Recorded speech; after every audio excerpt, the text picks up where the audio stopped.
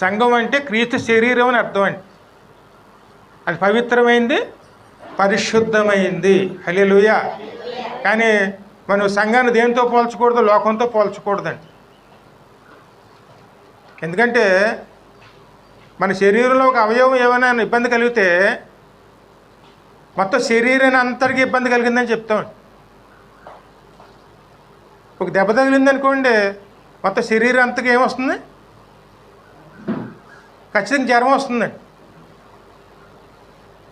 ఎవరైనా ఒక విశ్వాసం కనుక దేవుని సన్నిధానంలో సరిగ్గా నిలవలేకపోతే అది ఆ ప్రభావం ఎవరి మీద పడుతుంది?